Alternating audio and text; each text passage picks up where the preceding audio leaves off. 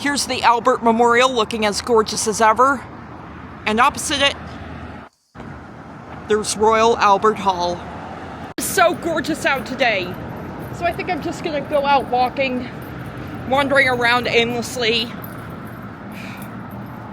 I don't know what to do today. Complete contrast to yesterday when it was pouring outside. So after wandering around through Harrods and the Royal Borough of Kensington and Chelsea, I find myself at Green Park. So beautiful. It is springtime after all. How can I stay indoors on a day like this? Admittedly, being on this trip, like it does before, does help me rethink a lot of things in my life and helps me change my mindset on a lot of things, and it helps give me ideas on what I could do to improve my life. Look at these flowers in full bloom.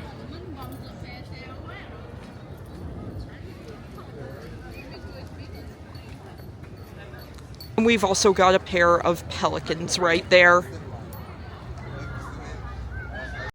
Whenever I stray away from the comfort zone and venture through back streets like Strutton Ground here, I find places like that typical British pub over there. I am having a break at Starbucks, refreshing myself with a very, very refresher with some lemonade added. So whenever I venture out of my comfort zone, away from places I would usually visit here, I find myself strolling through the back streets of London, and most of the time when that happens, I come across, those old brick buildings that you see all the time, and they get me thinking about the history of London's working class. I really should see if there are any walking tours about working class life from back then. I had to rely on a script on my phone because I didn't really know how to put my thoughts into words the right way. Wow, I did not word that properly. One of the benefits of finally having myself a spare camera. I can read scripts on my phone while still vlogging. I am so glad I finally found myself a compact, separate camera that works for me, so I won't have to rely on my phone all the time. The sun is gone in favor of overcast weather, and it's drizzling a bit. But in other news, welcome to Catherine Street. It's so beautiful and old-fashioned around here. And I am going to see if I can get something to eat around here.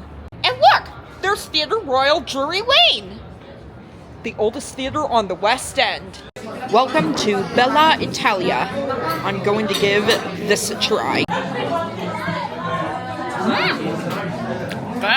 Is such a good thing I got to Bella Italia when I did, because when I was finished, it was packed. But anyways, I am in Benjamin Pollock's toy shop. It is they specialize mostly in little cardboard theaters. Is that it? Toy theaters, yeah. Yeah, toy theaters. And they also sell marionettes, as you can see back there. And I really, really, really love old-fashioned shops like these. Anything old-fashioned, and that especially includes toys. And I am so glad this place was able to stay in business for so long, especially since, as we all know, lately these days, children are obsessed with iPhones and iPads.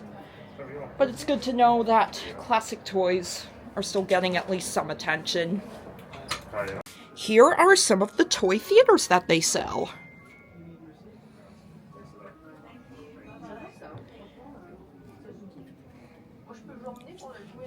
Beautiful, aren't they? I need this desperately. The London Transport Museum was also an option for me, but when I got there, they said it was around 2 hours before closing time, and I didn't want to have that hovering over my head while I visited, so I'm going to put that aside for now. But unless I catch something else, I think that's going to be it for today.